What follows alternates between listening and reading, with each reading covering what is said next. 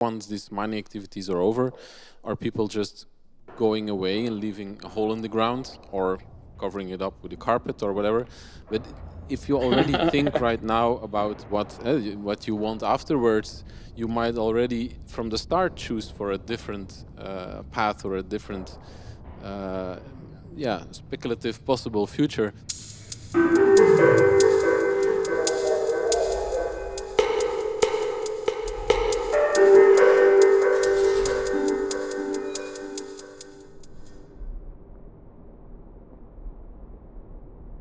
We are a new sun. Why doubt it?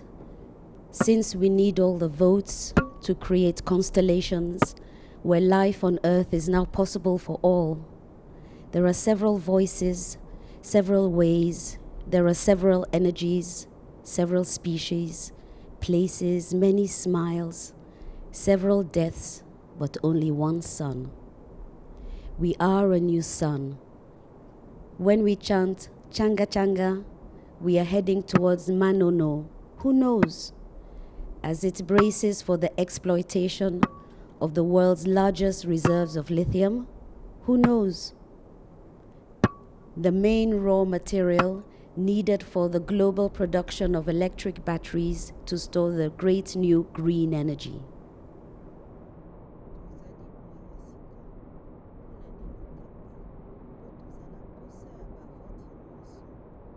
على استهلاكنا اليوم للطاقة. هذا الرابط الرقمي الجديد أصبح أسرة، صديق، أخ، أخت، أولاد، متطفل غير معروف، وسيلة إعلام، شيء آخر، صحيح، خطأ، شبح، ماذا نضع في هذه الطاقة التي تصبح حيوية والتي تقتل الحياة عبر الشاشة؟ حياة؟ تماما مثل شخصية الليثيوم في فيس شيفت أنجل داست. هذا الحساب الكوني والخيالي لخلق الكون، من يعرف؟ العنصر المتطاير وغير مستقر أصبح رمزا للانتقال الطاقة. بعد عصر البخار ما بعد النووي يقودنا إلى عصر جديد. من هو؟ Wij zijn een nieuwe zon. Wij zijn een nieuwe zon. Wij zijn een nieuwe zon. Waarom hieraan twijfelen? Nu we iedere stem nodig hebben om constellaties te creëren waar het leven op aarde mogelijk is voor iedereen. Er zijn zoveel stemmen, zoveel manieren, er zijn zoveel energieën, zoveel soorten. Is it? Hi, welcome everyone. Thanks for waiting for us. We were just fixing the last technical things. I think people in the stream can also see us now and hear us. Welcome to Framer Framed and welcome to this session of More Than Human Encounters. My name is Jean. I'm one of two Jeans tonight, but not the important one. Welcome to our audience here in Amsterdam. Welcome to those watching through our live stream. First of all, the piece that you had just been hearing in the background was a fragment of We Are a New Sun, a poem by Pelagie Bagwidi, one of the artists featured in the exhibition that we are in right now, a member of the collective On Trade-Off, who are the emphasis of tonight and about whom I will speak a bit more in a sec. But before, just to give you some more context, this event is part of the More Than Human Encounter series, which were initiated by Kai Theater and the VUB Crosstalks in Brussels between 2021 and 2022. As the title of the program implies, the series gathers contemporary artists and thinkers to discuss around the relationships between human beings and more than human entities, from mushrooms to mountains, from microbes to oceans. The current series is taking place not only in Brussels, the series expands. Tonight we start here in Amsterdam, and later it will move to Madrid, hosted by Artea and La Casa Encendida, and to Trondheim, hosted by Rosendal Theater and the Environmental Humanities Research Group at NTNU. So I would like to thank all the partners in this series. Also, I would like to thank all the artists that are here today, either in the space or joining us online. All the ones that are not present, but are present in heart and spirit. And also all the people that are working at the back tonight. Marco Belset and Jack Fresia at the figuring all the horrible technique that gives me headaches, but they're great. We also have Maria Ann Machteld, Maria Saksikiewicz, and Machteld Mercedes, who will be helping us. For the people who are watching through the stream, we are in an exhibition space, and we would probably refer to some artworks that the audience here will be able to see before and after this program. But Maria Ann Machteld will help us going around showing you live whatever is being spoken by our speakers. And also Lydia, Julia, and Lorita, who are helping us tonight, setting up everything. But well, now moving to the main program. We are gathered, as I said, in the exhibition Charging Myths by the collective, transnational collective On Trade-Off. In keeping with this transnational spirit, tonight we have 4 members joining us from, well, right now in 3 different locations. We have Martin van den Einde and Femke Heregraven right here in Amsterdam. We have George Senga joining us from Zagreb and Jean Katambai Mukendi joining us from Lubumbashi. I think, well, talking about the more than human encounters, the origins of this collective specifically lie in tracing the extraction of, or it started at least tracing the extraction of lithium in the area of Manono in the Democratic Republic of the Congo. And from there it expanded into this multiplicity of narratives, perspectives, and realities. I think this is where this Jean should stop speaking, and I will introduce our first speakers, Jean Katambai Mukendi and George Senga. Jean and George, can you hear me? Yeah. Yes. Oh, there you are. And George, are you there? Yes, I can hear you. Oh. Oh, there you are. Hey. Well, for starters, I think George and Jean can give us a little bit more of a context about the origins of the both the collective and the work in Manono. So for now, I will let you guys start, and at some point I will come in to introduce our next segment. But yeah, thank you.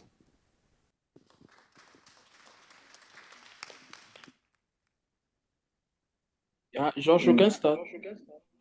Okay, good evening, everybody. My name is George Senga. I am a photographer from Lubumbashi. I'll briefly introduce the collective. So the collective On Trade-Off, it's composed by 2 independent associations, so one from Congo and one from Belgium. The one from Congo is called Picha, and it's represented here in this talk by Jean Katambai, who is the president of Picha, and me, a member. And in Belgium, you have there physically Martin, and our heart is also with Marjolaine, who was supposed to be with us this evening, but she have a little problem. So Picha, he's a collective created in after the 2008 Biennale of Lubumbashi,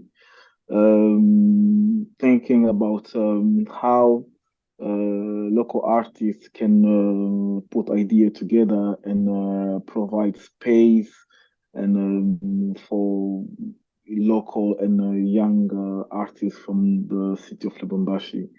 For those who doesn't know Lubumbashi is the second big city of Republic Democratic of the Congo. It was created in 1910.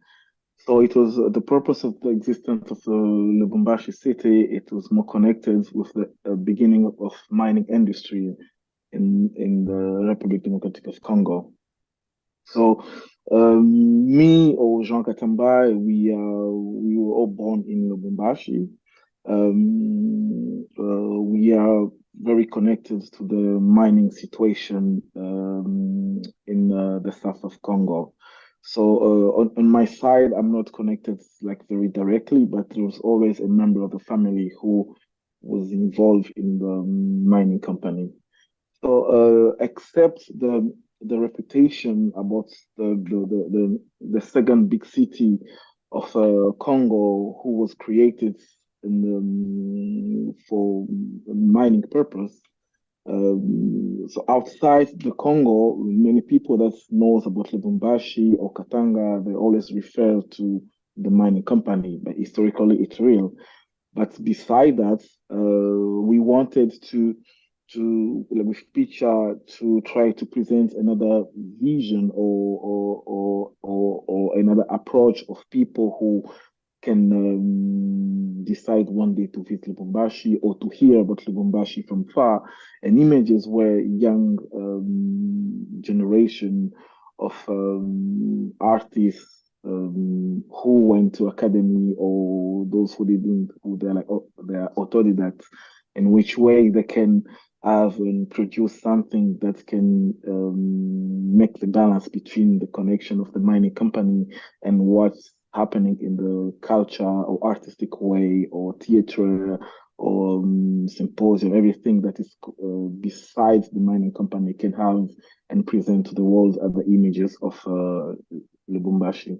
So we first decided to create the Biennale of Lubumbashi in 2008, and then 2 years later, in 2010, we decided to create the Picture space, who have like the Picture Collective, who have a space of residency and for workshop and trying to put the local artists who cannot have a place to work or to read or to visit a library or to meet international artists in Lubumbashi, except the French Institute, who was very powerful and unique in the city of Lubumbashi, organizing every event of connected to art. And in a formal space, I think I will be also briefly, and Martin is there with you. He can add something about the space. So it's a collective for the friends. That we are very friends between Informal Space and Picture. And from my personal experience, I had the opportunity to make a short residency in Brussels a few years ago in Informal Space. So they have a program of presentation and also hosting people in residency. Not many people, but if you have like an interesting project and you want to use the space and you want to make some research, there is some. So they put some resource to people who want a little bit to be connected to the center of Brussels, because the space is not in the center of Brussels, a little bit out in the other area that's called Rogenbos. So I had a chance to make a residency there from the project that is connected to On Trade-off. So we decided. I got involved in the project On Trade-off.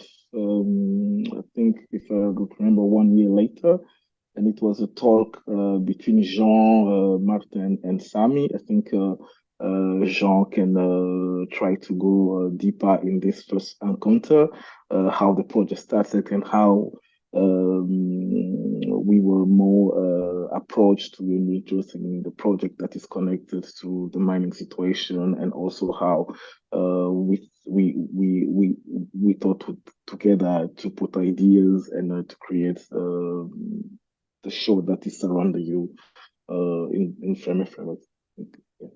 Yeah, thank you. Yeah. Thank you, George. Without to get many details, as George said, Auto On Trade-off contain Picture Art Center, a National for Space, and some independent researchers like Femke, Alexis, Pelagie, who is also an artist and researcher. Yeah, Martin will complete also some people. If I can say about our group, Entre-Dof group of researchers, maybe the feeling, the mining feeling is like natural for us, as Picha, Congolese people, us also like meeting between Belgium and Congo because we have a very long story, you know very well, details. As Picha, maybe here in Lubumbashi City, we are organizing Biennale of Lubumbashi and Atelier Picha in Lubumbashi City. One of edition, maybe the previous one, just get chance to show the Tesla car. The Tesla car in scale 1 with copper. It was some kind of conclusion, I can say like that, about our middle way from the researcher in lithium. But to talk about lithium, we couldn't talk about lithium without to think about the other minerals like copper, cobalt, and now it's true to make the battery of Tesla, maybe we need also the nickel, the cobalt. Why it's interesting for me and for our group also to think about the minerals around the lithium because it's the effect now, right now, I'm talking to you, I'm missing the electricity. Is so strange for Lubumbashi City, second city in Congo after the capital Kinshasa. We are struggling from electricity, from water, and one day maybe Martin will add some details. We decide to talk about lithium like a future minerals for battery, for Tesla, and the minerals to avoid polluting, but we don't know exactly how mean the polluting, how mean the trade, and then I like so much the meaning of our association because it's trade on and trade off. And one day we got chance to reach Manono City, situated 600 kilometers up to Naf Kota, up Lubumbashi City.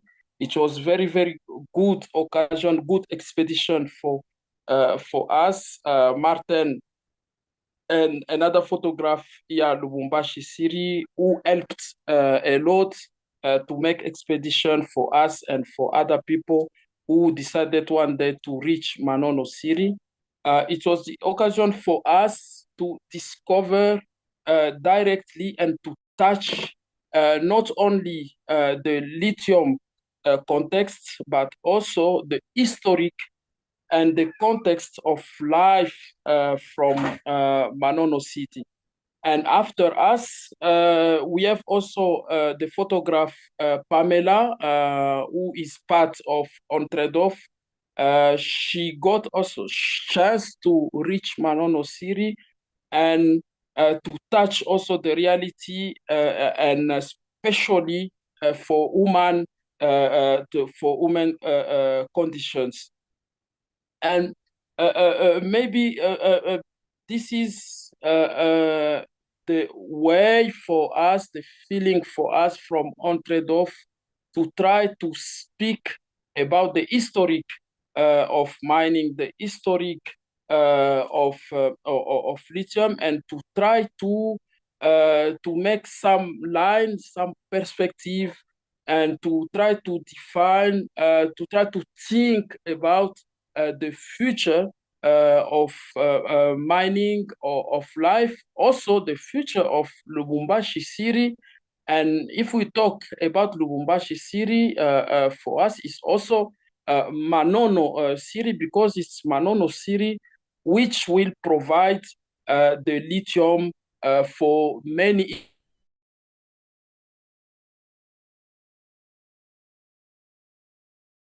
industry in about our project and Manono City. Maybe Martin, Femke, and other people could also add something about.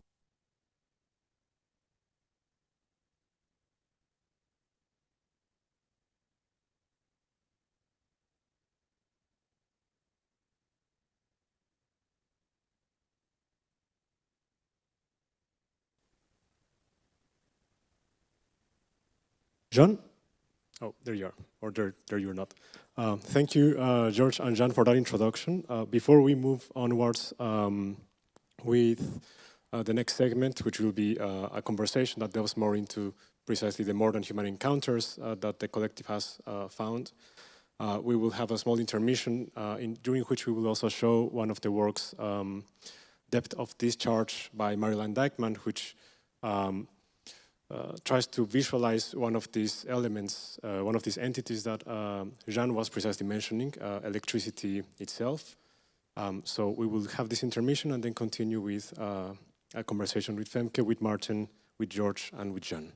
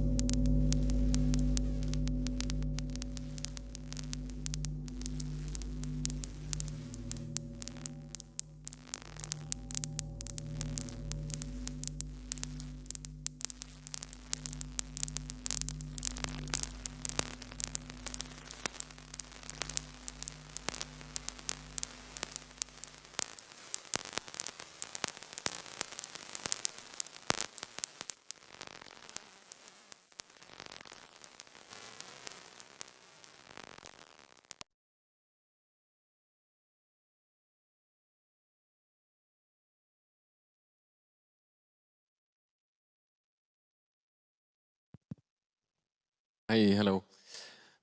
Yes, welcome. Thank you all for coming. I would just briefly add that the project has been going on since 2018, and it has been, I would describe it as a scaffolding process where along the way we kind of add things, research, but also other participants to the project.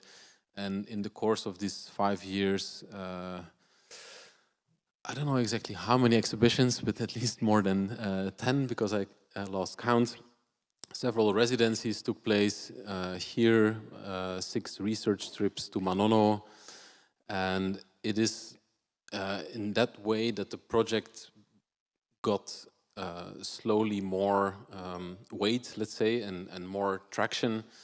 And here you see the result after 5 years of research, which are not all the works because we had to make a selection and some were produced earlier on, but it gives a good overview of what people produced in the course of the project and how the works work together, let's say.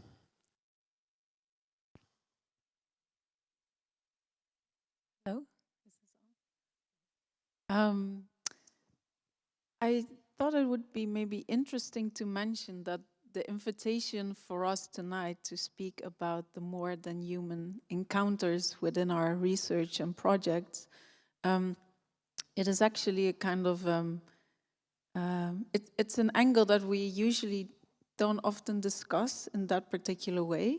And I think this also has to do with the fact that we researched for so long a place where in the first place, the human perspective or the human condition seems to already not be acknowledged in the sense of there's these huge power dynamics, geopolitical tensions, fights for this area. There's these really big interventions in the landscape. And so I think often within the projects, it was also trying to find actually the human story in things.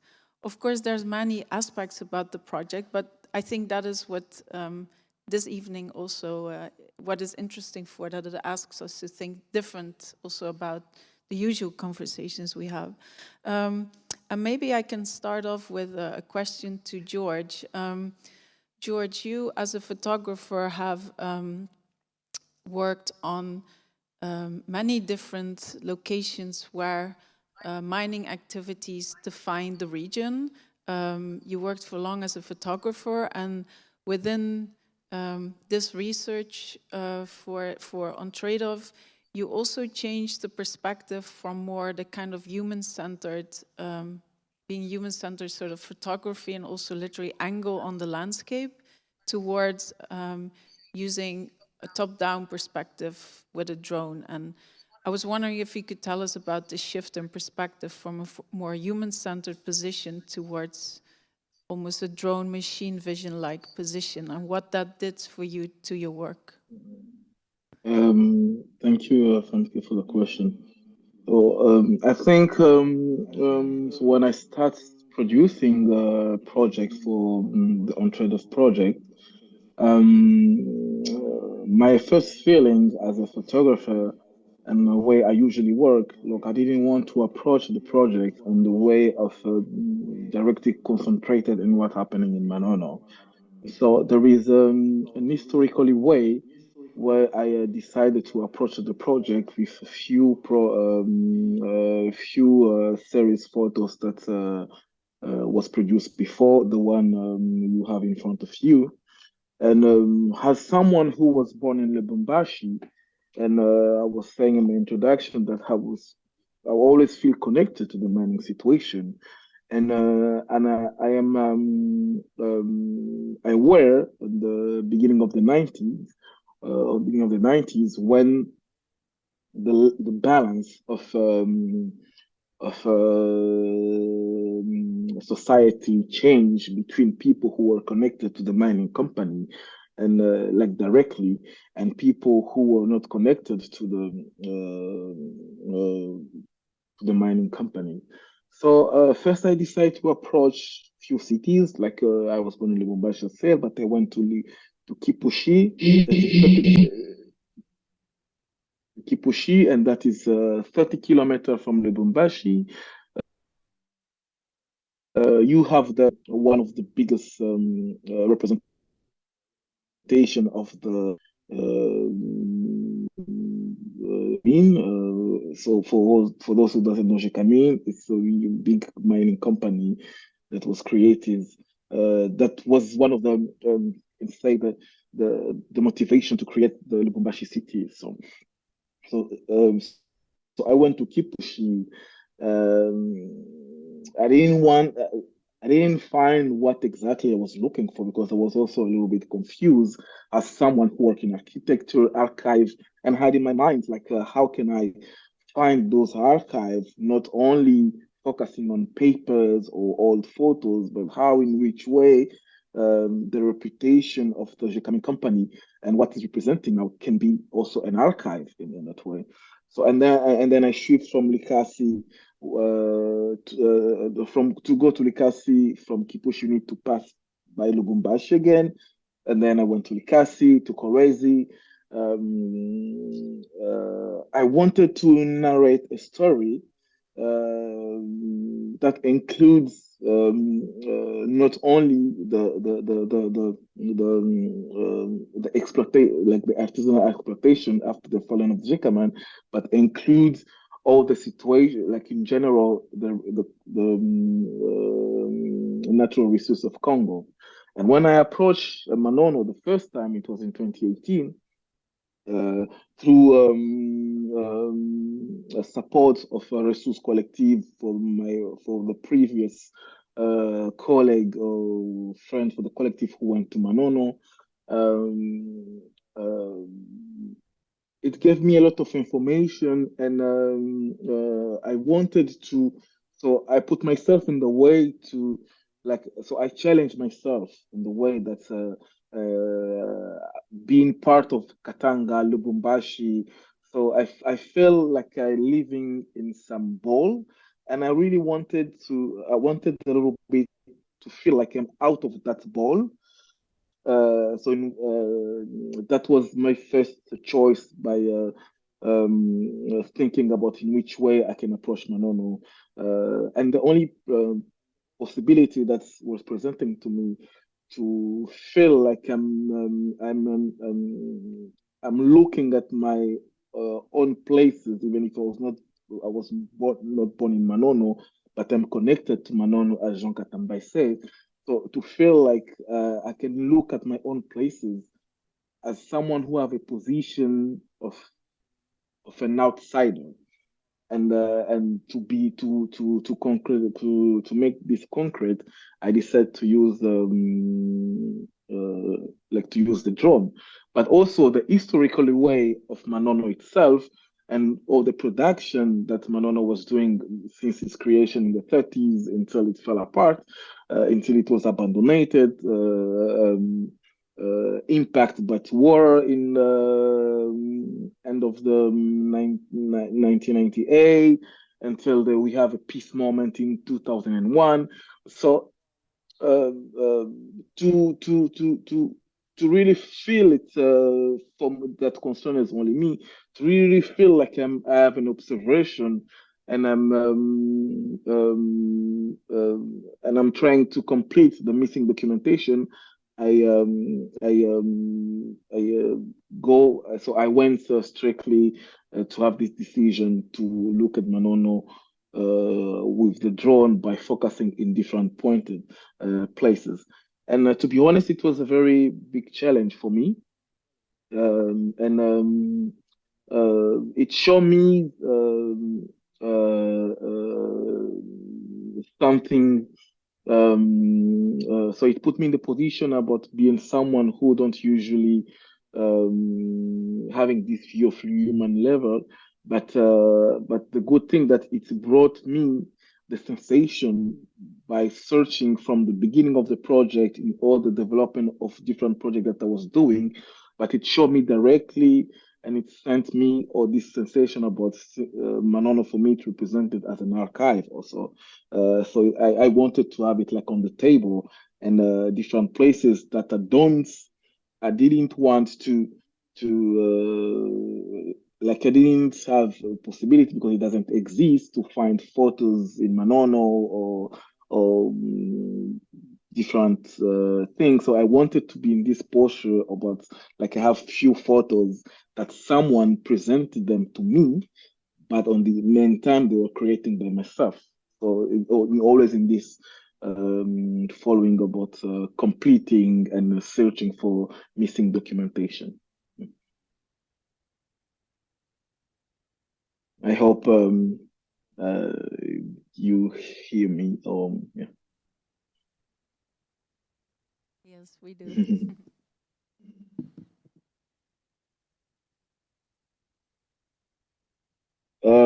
Yes, I think I hope I answered to you. I shared, not answer, I shared the question that Femke you asked me. Yeah, sure. But maybe just to introduce also the format that we're using, we don't have a moderator, and we want to have it as a fluent conversation. So it might be some questions up and down. Also for you, Georges and Jean, please, you can also ask questions. And also, it is not like a general artist talk or generic artist talk where we talk specifically about works, but more about ways of working related to more than human or, yeah. Yeah. Maybe to my side, I can relate shortly. Maybe George told long about. I'm happy to hear a response from George. To my side, maybe I'm acting as a visual artist, not so every visual artist, but I like the thinking, like a social driver, social effect, social phenomenon, and to try to provide a new approach about the economy, new approach about the politics, new social approach, and reason why Entraide is a very good platform for me to get and to exchange knowledge. Yeah, it's from my art, guys. I'm very happy to spend this time, yes, of you to share and to get to make some kind of free archaeology of knowledge. It's very important for me and for my society and the society in general. And if I had to speak specifically about Manono, in Lubumbashi City, the people don't get, the common people don't get chance to see directly my artwork as production.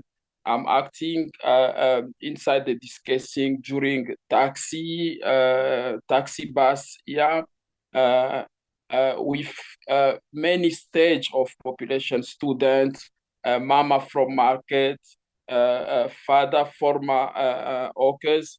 I'm talking with everybody. And also the same to Manono City.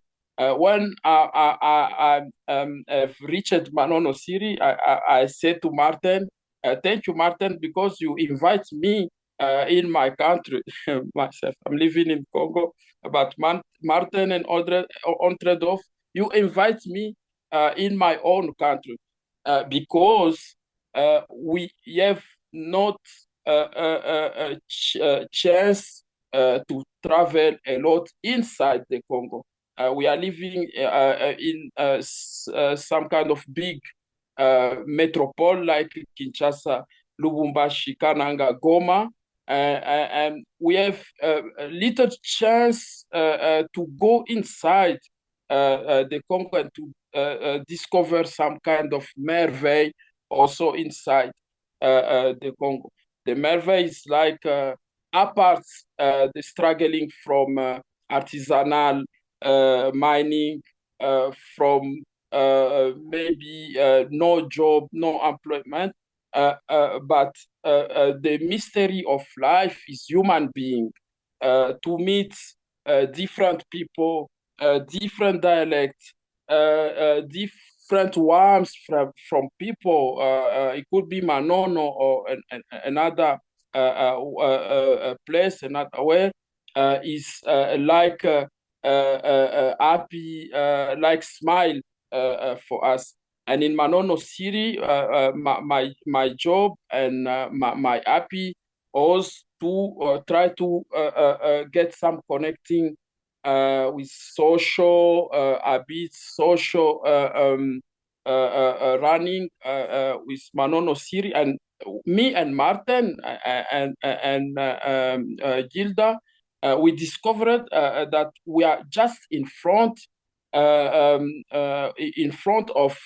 some merveille people, good people who could think also like another people in the world.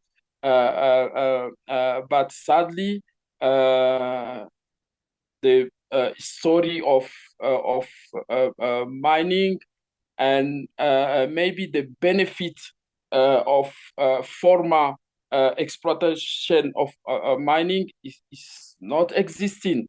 It's true for Manono City, and we can extend also that to Lubumbashi City. And that's why and in Manono City, I was just acting like some kind of maybe feeling to try to get the sensibility of people. And we discovered a lot. Martin, you can remember that we met a very young people who was very dexterity to make the toys, the car. And we decided one day to invite him if we get possibility to do that. And this is my experience I can share to Manono City. And until now, from the struggling of energy, water, electricity, datas, I'm acting like a driver, social thinking to try to provide a new economy, new politics, and new social feeling. Yeah, that way. Yeah, yeah, it's nice that you say that, Jean. I was thinking about the comment that Maria just made before we started, saying that the more than human can be seen as the more than the singular human, so the plural. And Jean made a lot of references to it, and I think that's also key for this project and the collective, is that we were very much depending on each other, but also supporting each other. And the Ressource Collective that you see there is one of the examples how we worked in a different way collectively with materials, raw materials, but also documentation that was freely shared and used by everybody. So there is a lot of works where you see that certain materials were used that were collected or photographed, audio registered by other people. And it really felt like it was something that we were doing together more than as an individual, but as more than a single human, as a group of humans, we were doing this. Yeah. Do you hear me? Yeah, okay. I was wondering, because the word collaboration is very important for us, between us. But if we pull it to the more non-human, beyond human, more than human, yes, I was wondering, because now, for example, you said, we used materials. Do you feel that in your own work or in your own practice, you also maybe collaborate with non-human or beyond human entities where they maybe sometimes also take over a bit of the process, or where you're in dialogue with it rather than using it? Maybe you can speak about that. Yeah, well, there's definitely some very stubborn materials that are super hard and don't listen. So I definitely think materials have an agency, and yeah, maybe it's most visible in the long piece on the floor that you see, this long chain of events. Yeah, which also connects to the fact that materials don't exist by themselves as a singular entity. That is what Jean said in the beginning. To make a battery, a lithium battery, you also need cobalt, and yeah, everything is interconnected in a way.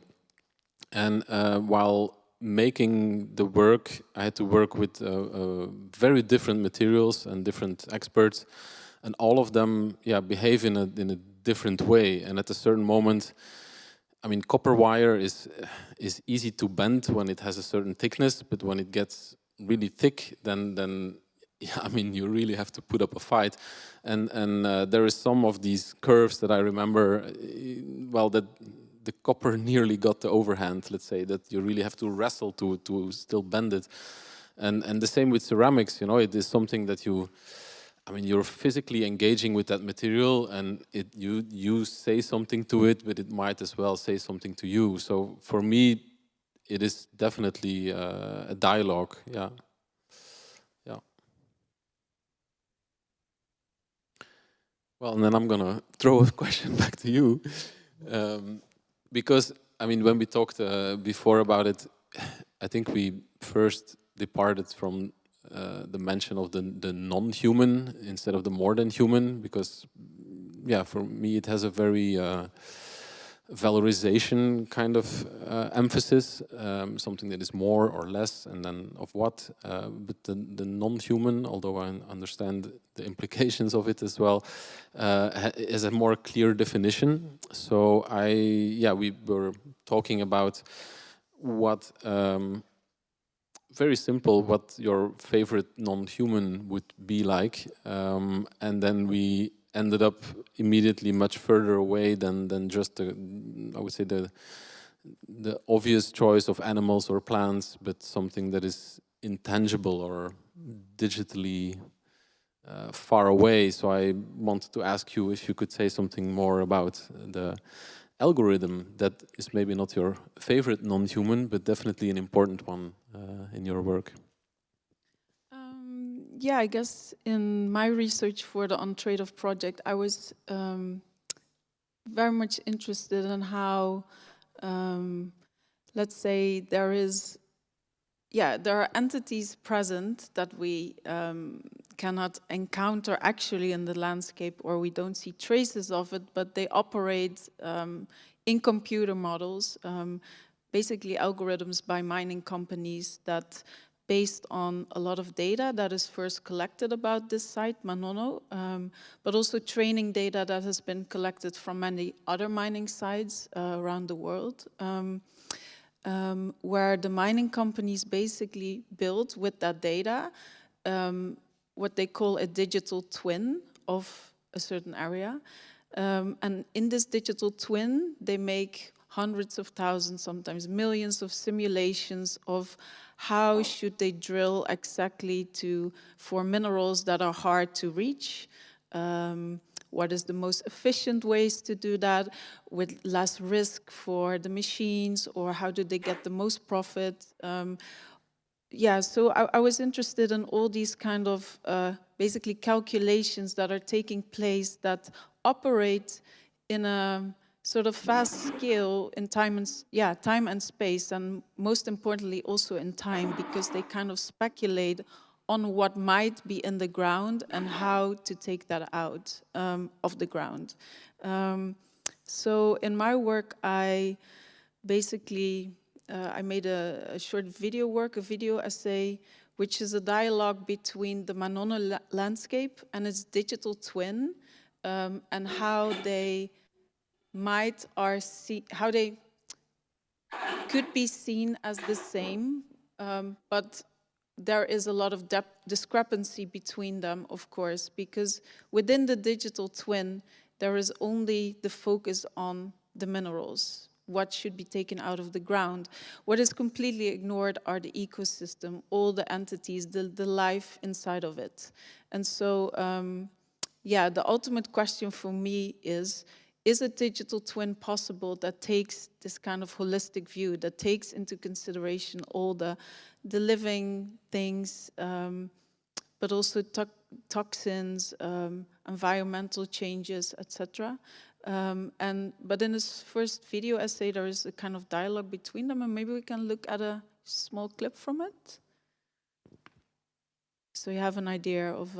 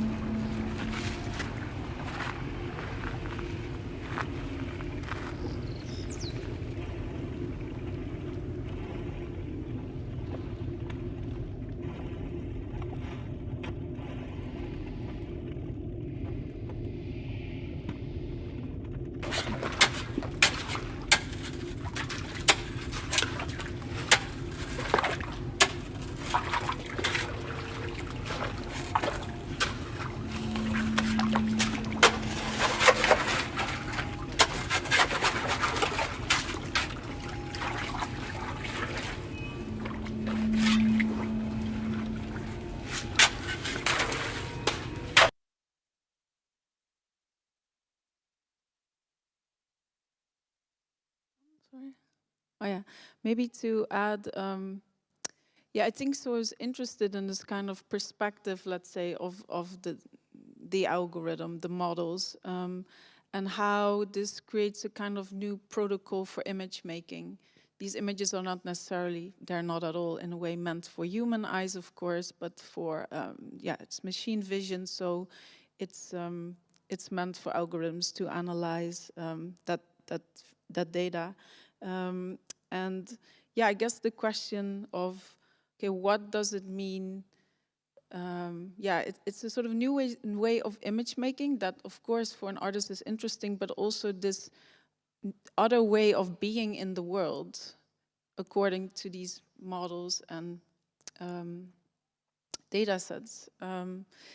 Maybe to also mention that the soundtrack that you hear is made from sound recorders from Manono, so sometimes you hear a bee or a bird So it was also to juxtapose these different perspectives and to put these two realities together. Yeah.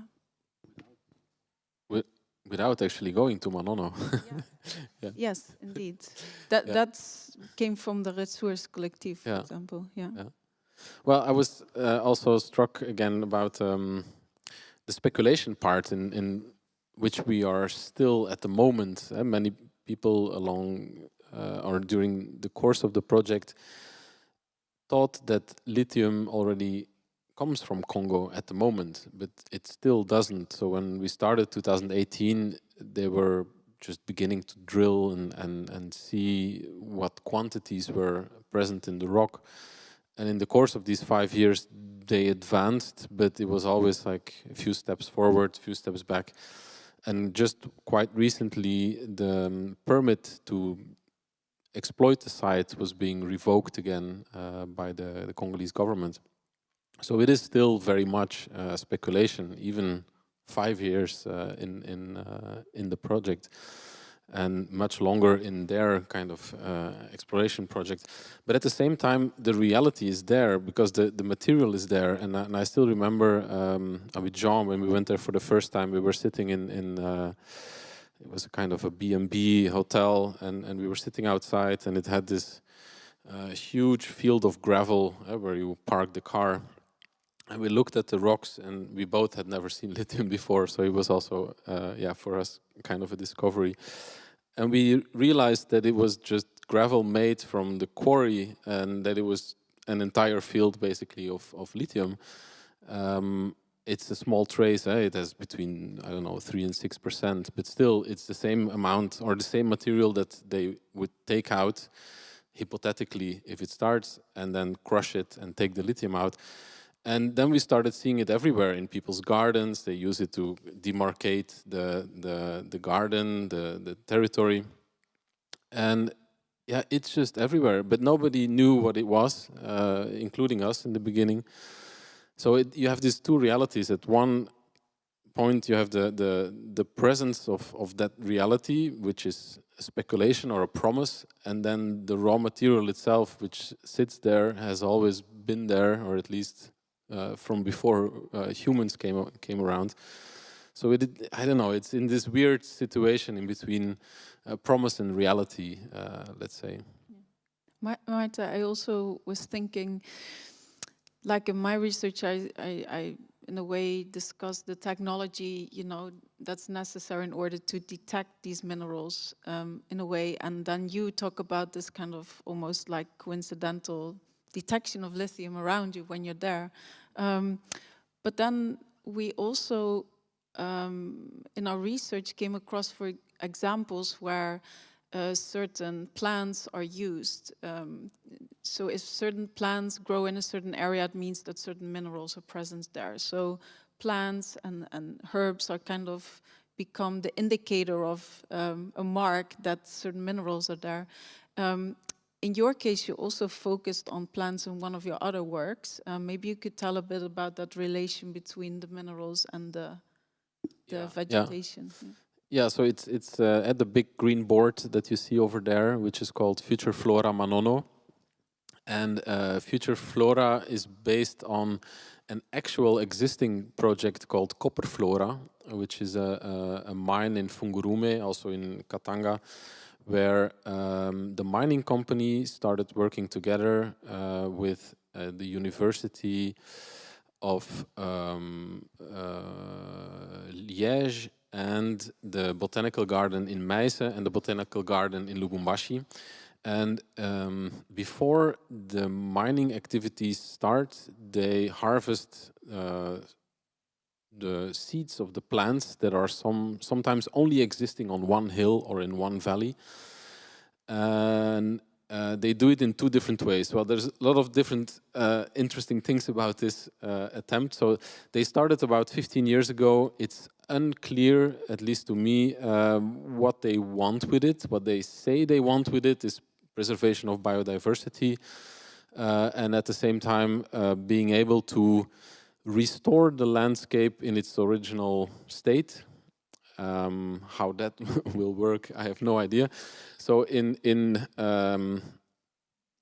Lubumbashi itself, the university, they replant every year the seeds because they don't have a reliable energy source to deep freeze the seeds. So they have like a recurring annual ritual to make sure the plants are still active or stay alive, which is very beautiful on itself. That's one way. And the other way was scooping like a carpet, a big chunk of earth and just putting it aside to put back later and to cover up the hole. And in the botanical garden in Meize, they just deep freeze it at -20 and then at some point revive the seeds and recreate the original landscape, which is of course, I don't know where to start, but I mean, you have a mining concession of usually 50 years, you know, and then you basically make a gigantic hole, and so there's no way to restore it in its original shape or form. So what you see there is both the lithium reserve, which are the islands in the middle, and then the concession of AVZ Minerals, which was enlarged at a certain moment.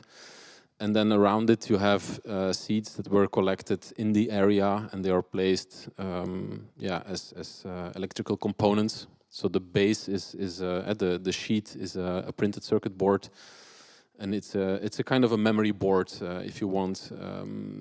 And the seeds and the place help you remember things about the landscape, and not necessarily the lithium mining activities.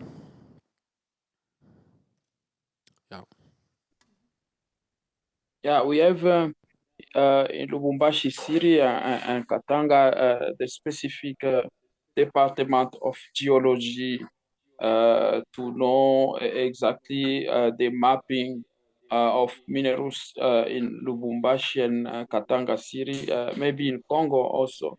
I have one book written by François Armand, is Belgian researcher, geological researcher.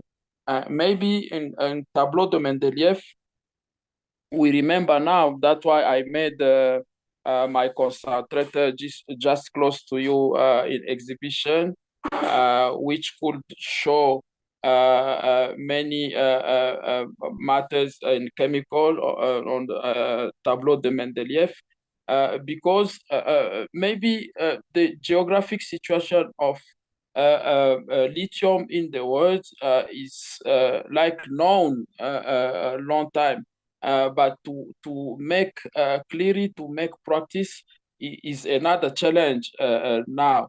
But that is a bit sad if we can talk about human and non-human according my political and social approach. Is just to tag the Congolese political people and administration to do not make a good connection with citizens about the trading of mining, not only the contract, wrong contract about mining, but for everything. I'm using Congolese people and citizens to start by some kind of general mapping of connecting with society, university, political, and another platform to try to make good mapping of knowledge, of communication, and to try to build, to set our own administration. That is the issue. And maybe on trade-off now as a group of researchers could just tag and provide some kind of resonance to some people to try to think differently. That is the problem we are suffering from, that kind of issue. Until I have many examples to give you, But that is important to do for Congolese people and for me also for us because it's important to make the good relationship, the good connection between knowledge represented by university, political platform, administration platform, and social platform. We are missing this kind of connection, and that's why we don't know now exactly what happened, what will happen about the contract, the trade, the marché of mining between AFZ. Now we are just hearing different kind of version about the lithium market, but that is still sad for me. Before lithium period, lithium trading, we are suffering from not infrastructure about copper trading, cobalt. Me and George, we are children, not former children, we are still children of mining in Lubumbashi City, and now we are talking about Manono City. We don't know, it's a bit dark. We don't know exactly what will happen in future about the exploitation of lithium. Yeah, that's also why as soon as we were there for the first time, we started talking about the aftermine or the après-mine. Yeah. Because in a way you already know now what is going to happen. It's just more of the same. It's a different material. It's a previous tin mine. That layer is kind of worked with, and now they are going for lithium. But the way they set down the infrastructure and how they make use of local researchers, get them out and produce something elsewhere, that is going to be the same. That's already clear. The question is what will happen afterwards. Will that also be the same? You know, once these mining activities are over, are people just going away and leaving a hole in the ground or covering it up with a carpet or whatever? But if you already think right now about what you want afterwards, you might already from the start choose for a different path or a different speculative possible future. So we asked people also what other things could be done besides mining. It almost felt like people were waiting for the mining activities to start so that they would have something to do and it would give security for living. But there are many other things to do. So, Jean, that's also something we talked a lot about the après-mine, at least as a concept. Yeah. You know, think about what will happen afterwards. Yeah. Yes, but I also think this question about the level of the social level in Manono is quite particular, because when you visit, for example, Kolwezi or you go to Kipushi, I was born late, so I was born, I don't know, like Jekamin were existing many years ago. So when you visit those kind of cities, you cannot feel directly how the local population are connected to the mining company. But when you're in Manono, for example, you have two communities. So you have the Mbote tribe, it's like they're pygmies, and you have the Luba tribe there. So you have already two communities. And the two community, even if Geomin beginning on the 20s, 30s, but they still have this kind of looking of the leftover of the presence of the industry with some hope, you know. So like you were saying, like what was after mean situation it was, and besides Geomin pack up and left Manono, and then the war between Congo and Rwanda, who destroyed many industrial facilities, and so you can always have so now you can have foundation of the past presence of the mining company in Manono. And what also made me think in this social level, because I found it very interesting because we a lot about which way you can you can work in the streets and you can pick up a stone.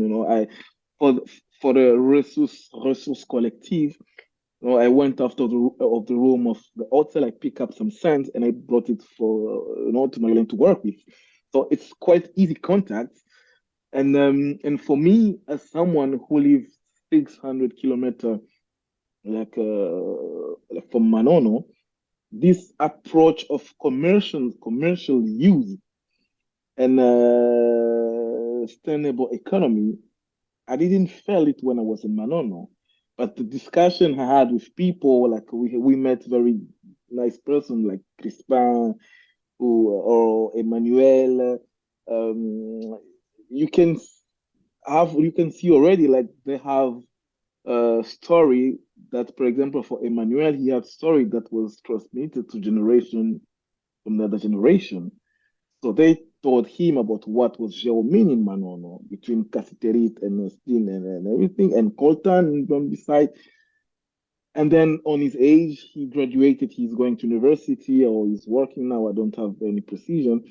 And he's confronted with something that will be very important in terms of mobile electricity. And you can just pick it up in your garden. And in terms of artisanal exploitation, there is no any chance that you can find a group of people trying to work with lithium as they are working with cassiterit, for example. So this question about after mean, what will be after mean? Because when Havezed wanted to come, I don't know, you went, Martin and Jean and Gilda went to Manono before me. And from the resource collective, you are always in front of images that can show me some, not progress, but some reparation, like restoration of something. Or they need to restore the street, or they need to put a new bank. They need to think about electricity because there was electricity before and they will destroy the electricity station. So there is always not replacements, but restoration. That's on the view of people who live in Manono, share the past story with Jeomin and then the after Jeomin, and projecting themselves with this huge company who directly puts trying to restoring new roads or put an ATM or installing a bank. So it's quite. I think it's we still even for ourselves we still having this question about after me, but it's also the problem of, as Martin was saying, it's been 5 years now. It's been 5 years now where people, when they go out of their compound, they're like, yeah, now we have lithium. Okay, well, lithium, we lithium. It's been 5 years now. There was no any production. There is no any production. There is no exploitation. People still living in this speculation about I can say entre parenthèses, future better life, but without exactitudes that it will be like this, because they don't know, they're lost. That's why it was also interesting on my case to go to visit Milbesh, for example. So you have all this sand around, you have lithium there, you have people working there, but on the way in which they use the lithium not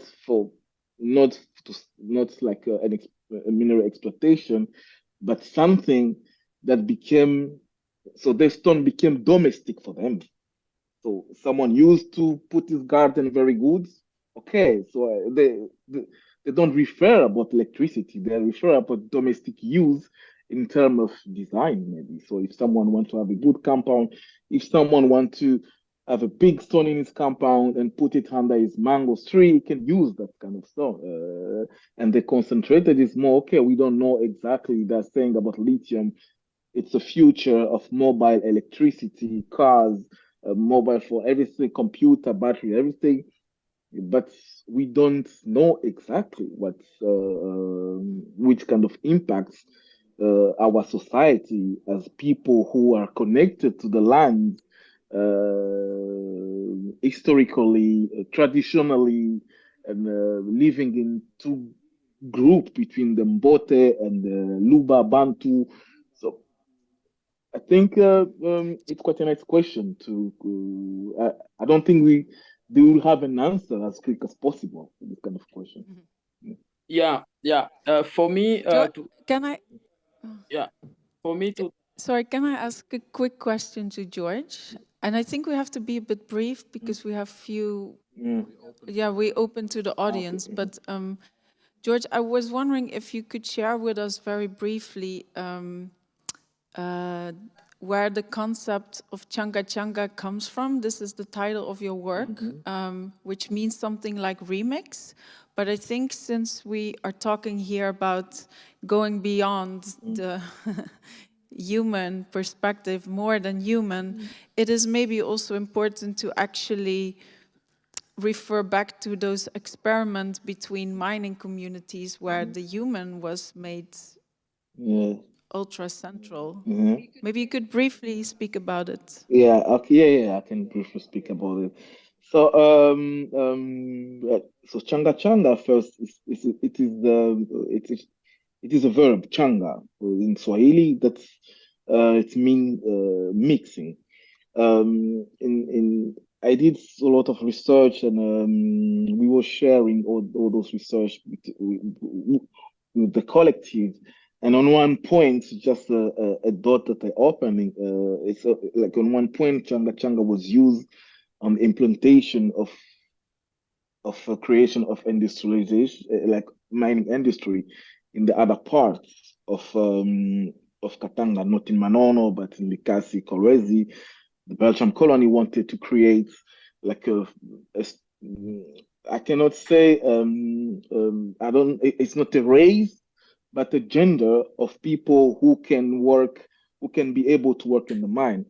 And for me, I went through, so I decided to use Changa Changa on the way that went first to social connotation and to the way of mixing. So in the social connotation, so we use so if have 5 fabrics that I want to, for example, to go to see the tailor to have a dress. So all the leftover of my fabric, I will ask the tailor to put it together, and we were calling that the like the final piece, like changa changa, you know. So we're calling that changa changa because because it was mixing, and in context of in which way Manono got impacted by geomine and après mine, you know, après mine, and also in the and the future of lithium in Manono. So what that was also one of my points. That's it was also interesting to look above, look Manono from above, because I wanted to at the same time to see how the presence of that hope industrial, the impact of industrial, of mining industry, and how it became as leftover after all these impact periods, and in which way the nature itself can reclaim its own space. Because when you're in Manono, you are totally in contact with the community. The lands belong to the traditional chief. And we have a law that say the ground and the underground belong to the states. But you always have the traditional chief, the tribe or the chief of the tribe, who always claim also the how if you need to make a mining exploitation, you need to deal with them. But at the same time, they don't have a direct voice that is carried by the Congolese government. So, but the nature himself was trying to reclaim or to regain its own spaces. There is few photos, but they are not in the exhibition. That was my first interesting. It was 300 Maisons, this huge camp or workers of Jérôme were living, not worker in the mine, but directors or officers. You have this huge villa surrendered by the nature, and at the same time, you have the nature trying to absorb them. And it's also remind me of what Martin was saying about the plant and the question, Femke, you asked about the seeds and the plant. So each plant have some value, and you can detect that you have certain mineral here. But we don't forget also, we cannot forget also about those local community. They have other way of using those plants than thinking only about mining presence under the ground. I think, I can say something to complete. Changa Changa was the chief of city of compound of Okez. Yeah. Also, the period of Changa Changa was younger. And as George said, Changa Changa was also the mixing of different fabric over the poverty. My mother, I saw that period, the mother of the fabric, because the fabric is very, very important for African mama and Lubumbashi Congolese mamas. And if the mama just miss the money to buy the new, you can just take a look at wax Hollandais, come from the Netherlands. And if the mama just miss money to get a new, and over the poverty, the mama could mix fabrics and to make changa changa. But it's also not over the poverty only, but it was also the style to try to get many motif of fabric in the same time. But many times it was all over the poverty. If mama don't have money to get a new fabric. But quickly about the après-mine, I can give you anecdotes, two anecdotes to speak about l'après-mine. Martin, you remember George just evoked that point about the mangoes at Manono's city. Me and Martin, we tried to use Manono people to transform mangoes because it's a green area with a lot of trees of mango, and people from Manono can just turn mind to use the mango to transform, and it could be the new economy of the city. The second anecdote is just my mother, who was typewriter in Jacamine City, and just make some collaborating as secretary in office with Netherlands people long time ago, many years ago. And my anecdote is was like every day it's pas up.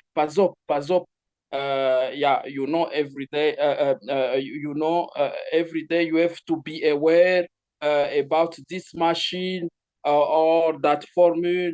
or your work. It was Pazop Pazop, but after Pazop, we are now talking about the poverty. But for me and Martin, Entredov, George, and for everyone, maybe the après mine, after mine is done, is ready for us. But now we are trying to involve some people inside Entredov, that car, Entredov, to speak to people that for us is ready.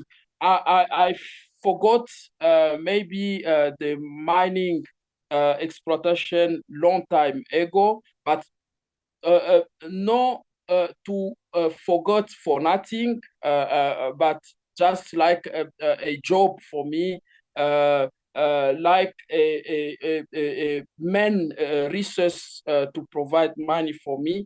I forgot long time ago. Is ready now, but I have to think about everything, including the mining, and to try to set a good society. And now, right now, we are discussing from this Zoom to try to involve also many people to think logically, like the algorithm from Femke, and to try to set a good society locally and internationally. Yeah, and I guess this is the good moment to invite the audience also to be part of the discussion. So if there's somebody that has a question, yes. Wait. No, I'm just curious. If how would a person from Congo, or more specifically from Manono, would react to an exhibition such as this one? I would just like to. I'm just curious to, because mining is part of their everyday life. So I'm curious to know whether or not it is part of their life in this critical aspect, like this aspect of criticizing mines or not. I don't know if my question is understandable or not. Yeah, well, maybe it's a good one for Georges, because he has been back 3 times. And what he usually does, and I think you also did it in Manono, is take photographs with him afterwards when he goes a second time, to share them and show them and then talk about it. Obviously, other people of Manono have not been here, but there is a way to include them, let's say, and show what kind of works were made. But George, maybe you can say something about that. I think it's like thank you for your question. So I think the reaction, if I want to project myself in terms of the exhibition that is presented in front of him now, the reaction, it's not something that from my personal experience when I was in Manono, because I talk about that. It was more about not surprising, but in which way, how the daily life objects can give them information. Because, for example, if I went, because I was shooting Barzan, I was shooting in Trois Saint Maison, I think in Milbeche, put in Trois Saint Maison. Before I went to Manono, I think when Martin and Jean and Gilda went to Manono, it was not a military camp. But when I went to Manono, because there was a problem in the community, the Congolese government decided to use one part of the Trois sites to use it as a military camp, and they call it operation zone. So the military that was there, they're not just for, it's not like they are there for in vacation. So they are there because they need to defend that part of the Congo with everything that's happened around. So, and to use a drone has someone who coming from not from Manono, drone, I went through negotiation. And for me to negotiate time and time, explain, I can say, to explain my portfolio.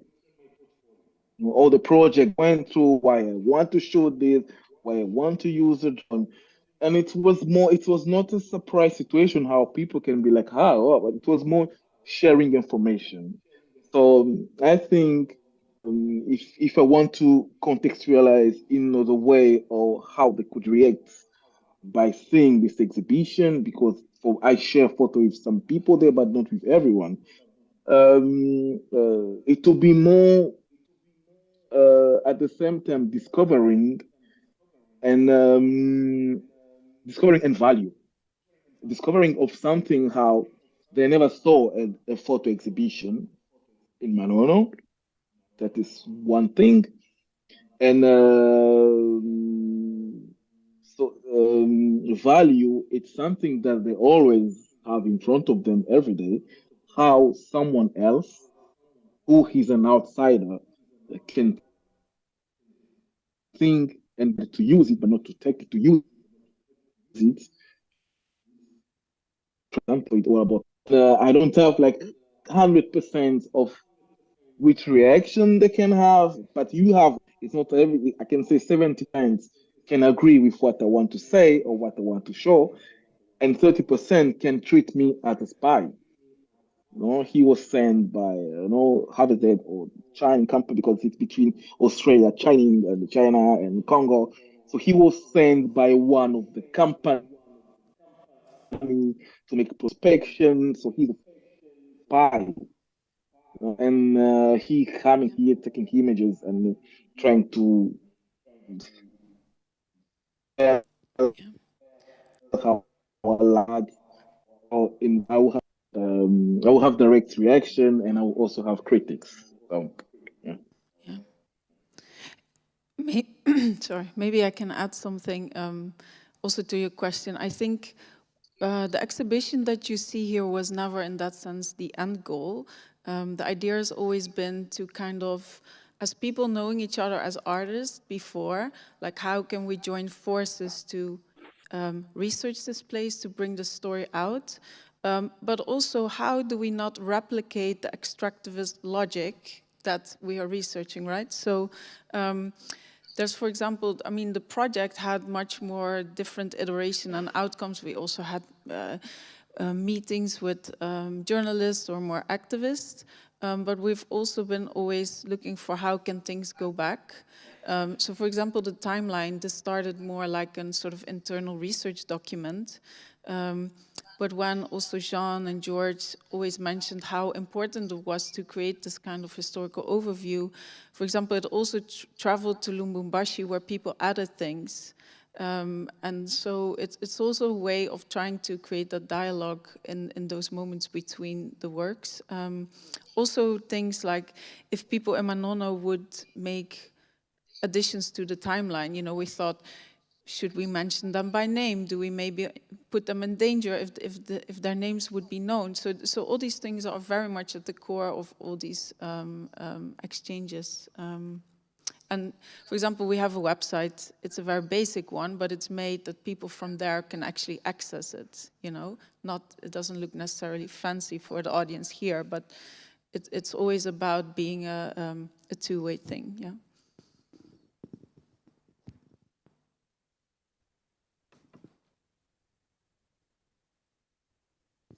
Just to briefly add on that, so do I get you right that there is not really an opportunity to let an exhibition like this travel to Manono because there is also some risk involved, or would you ever think about that, just having a group exhibition over there? Yes, there is definitely a risk involved because we sense that very much that AVZ, the mining company, wants to keep things kind of under the radar, and people are not involved. The Luba chef, for instance, that Jean mentioned, and George, who is historically in charge of the territory, he didn't even know how far the concession stretched from AVZ. So when we had all the materials explaining what we were doing there, and when we visited him and showed him, it was the first time he saw that. So they are not necessarily included in a very practical sense, knowing what it is, how it's being mined, what the material is being used for, and so on. And it's absolutely a conscious choice. So people that would help us maybe, you know, install an exhibition like that would be problematic. Yeah. But yeah, the work did travel on several occasions to Lubumbashi? To Lubumbashi, but not Manono. Yeah, or at least not outside of the phone or computer. So we could show people photographs, like with Pamela, for instance. Yeah, they see the end result, but not in a classical exhibition format. There is no exhibition space to start with. Also, yeah. I guess also on the first trips that you went there, then people were not really aware of any of this, but now they are. So to go there now is also much more. What we did do, we met somebody who was working on the local radio station, and we went on the radio station explaining what we were doing there, so that people would know, you know, why are they here with cameras, what's going on. And then we told the whole story of lithium, what it is, AVZ mining company, and then we kind of rolled it out, let's say, the basics. And I think that changed a lot. So most people then were aware, okay, there is artists and they come and do things here, and that's the subject matter. And then there was an increasing buzz about lithium, and people started to collect the rocks. But yeah, it's of course much more complicated. And then it's important to mention also the collaboration of Crispin, Emmanuel, and the rest of people directly in projects. They are like part of projects. And just Martin, you can remember also our phantasm one day to make a virtual museum or physical museum on top the abandoned components, big machine abandoned outside, mixing with trees, mango trees, and maybe I guess there is a very good collaboration with Manono people like Crispin and Emmanuel. Until now, Emmanuel could also share to us some link like interests to participate directly in Entraide of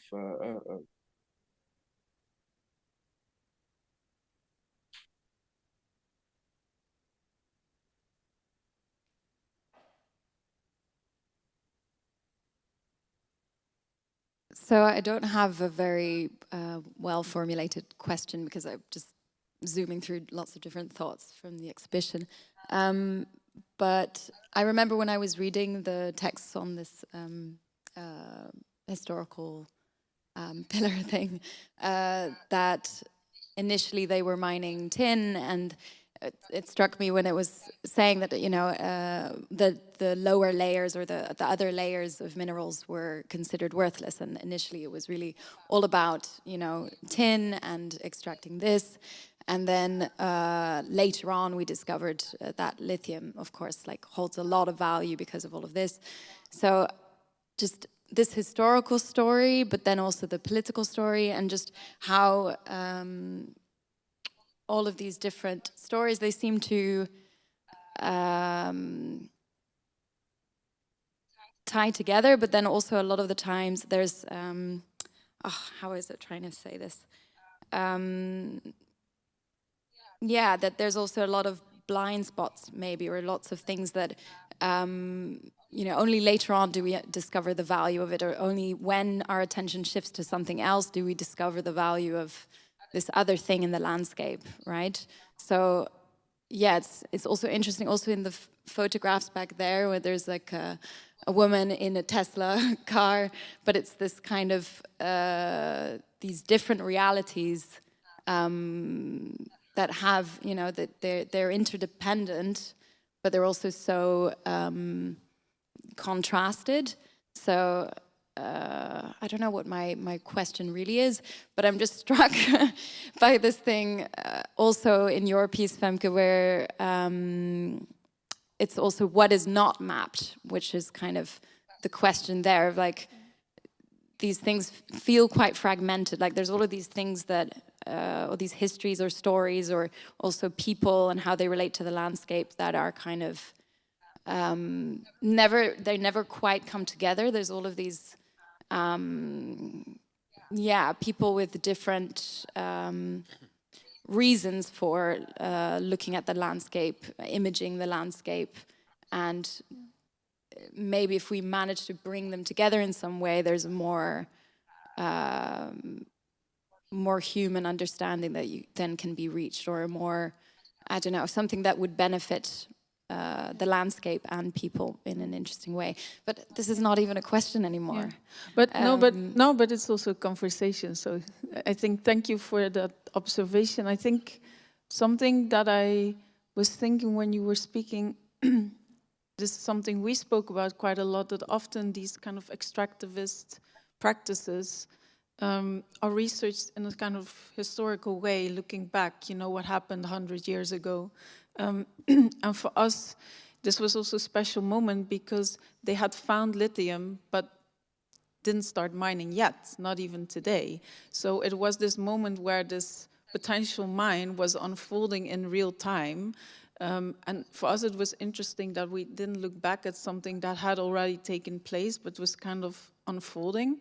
So it's also this collapse of temporality. So that, like George said, there is no archive yet, you know, it's being made right now. And what is interesting is that even though in the smallest way, but you can make these small intervention of how the landscape is being perceived now, not like 100 years later when it's already done. So maybe that was something that we noticed that was interesting.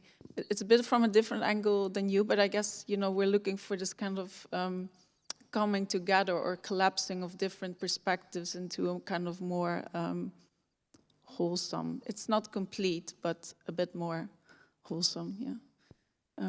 Well, thank you for the, yeah. Thank you. I think we have time for one more question. There's one in the back. Oh, we're in the back. I don't see. Oh. Hi, thank you. I want to ask you about your encounter with two more than human entities. And the first one is with energy that is omnipresent in the whole of exhibition and the artworks, like the idea of energy as something intangible. And the second one is your encounter with the more than human entity of a corporation, which is also a legal entity, has a lot of rights as an individual, but it's not really human. Thank you. Maybe I do the energy, you the corporation? Okay. Well, I would definitely approach energy in the broadest possible way. So not in the classical way of energy as electricity or related to that technology, but energy also in the sense of energy between people and the landscape and so on and so on and so on. And in that sense, I think it might actually be the driving force for the collaborative project to start with. I think it's the energy that emerged from meeting each other that resulted in us wanting to collaborate and focus on something for a longer period of time. So that, I think that was the initial spark, and that was related to the energy that we somehow generated by being together and working together, and I think that's why it also turned into such a long 5-year project, because it was something that, I mean, we constantly recharged each other and saw felt the positive energy from working together, and in the other sense also, while working or being in a place, it is something that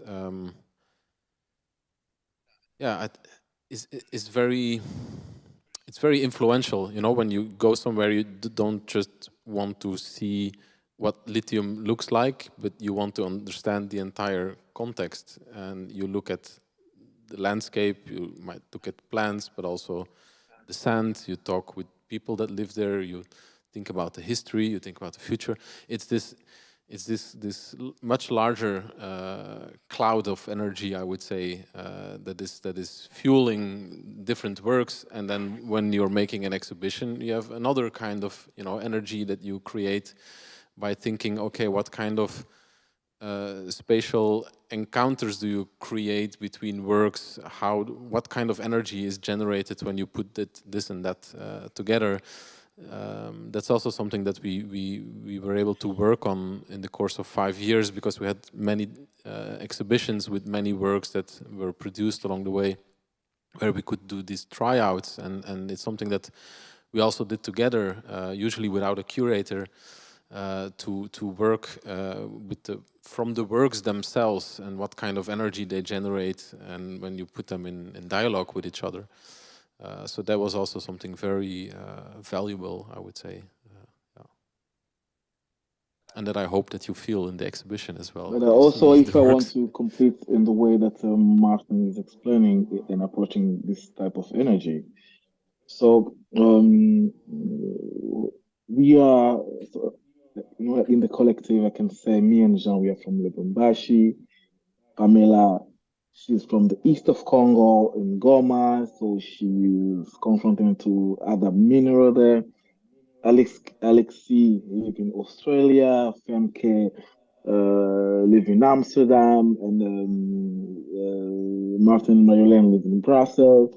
Alain live in Lubumbashi.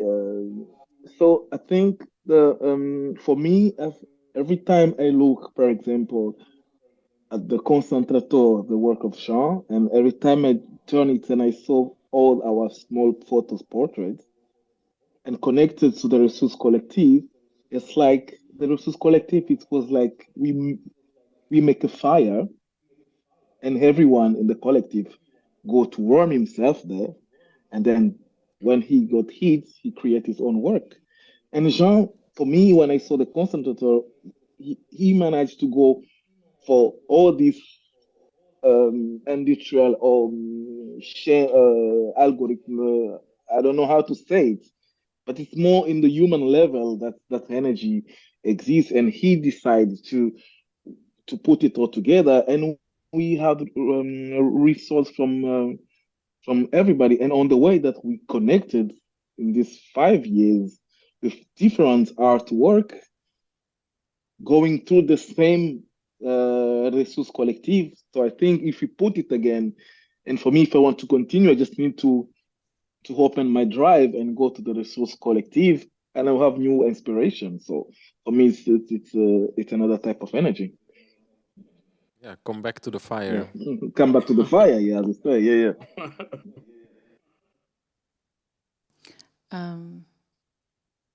Corporation. Yeah. Oh, yeah. Okay. No, yeah. Maybe I had to think about 2 things. One is that, of course, it's always an uphill battle. The corporation as an entity. How do you even engage with that, or how do you even? How can you even start to think that as a human you kind of can interact with it, or and that it goes slightly in your direction? But 2 things that came to mind is, at one point we had this idea, okay, if AVZ is operating in Manono, and we discovered that at the beginning they were quite also a little bit of a pathetic corporation, On paper it gives you a lot of substance, but they were very small at first. So we thought, what if we raise capital and we buy some stocks that would make us shareholders, which means we have a vote also at the annual meeting, So then you have to go along in their logic, on the one hand.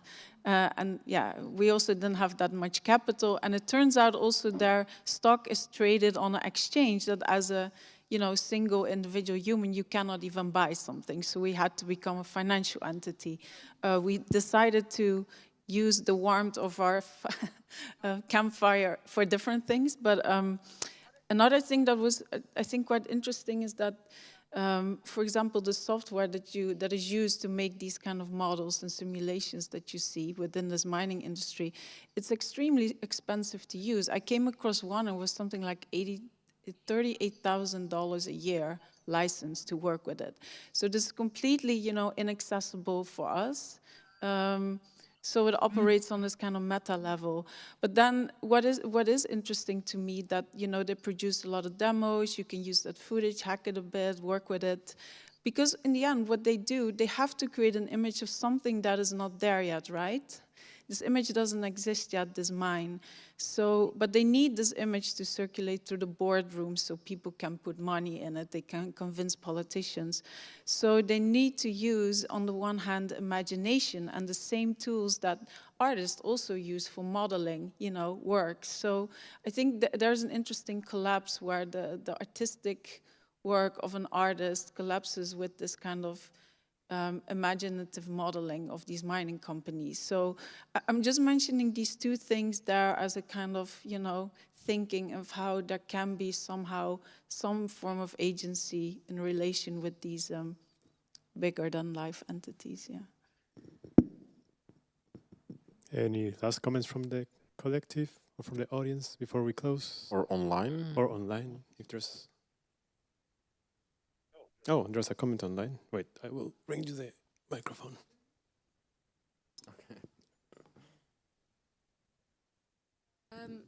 Raf Caster says, thank you for this talk. I hear Femke on this new lithium mining extraction unfolding. There's quite an analogy there with deep sea mining. This is a pretension, but not yet. Fortunately, a reality. Or asteroid mining, for that matter. Raf is also investigative journalist. Yeah. He's also part of the project for quite a while in conversations and dialogues. Thanks, Raf. Thank you, Raf. And I think... Sorry, I stood exactly where I shouldn't. I think with these questions, I unfortunately have to close the session for now. But thank you all very much for coming tonight, for contributing. Thank you, Martin, Femke. Thank you, Jean and George, joining us online. For everyone in here and out there, the More Than Human Encounter series will continue. You can find more information about the next installments, which happen in Madrid, in Trondheim, and in Brussels online. Actually, in the event of this, in the page of this event in the FemFM website. And also, as a reminder, there's a lot of material available in the OnTradeOff website if you're interested to learn more. Also, the catalog for this exhibition is available for free as a PDF for download in the FramerFramed website. So, you can take a look at these materials and come back to us and join the More Than Human collectivity researching these topics. So I would just like to ask everyone for one round of applause for all of our speakers tonight. Thank you. And thank you to everyone online. Good night.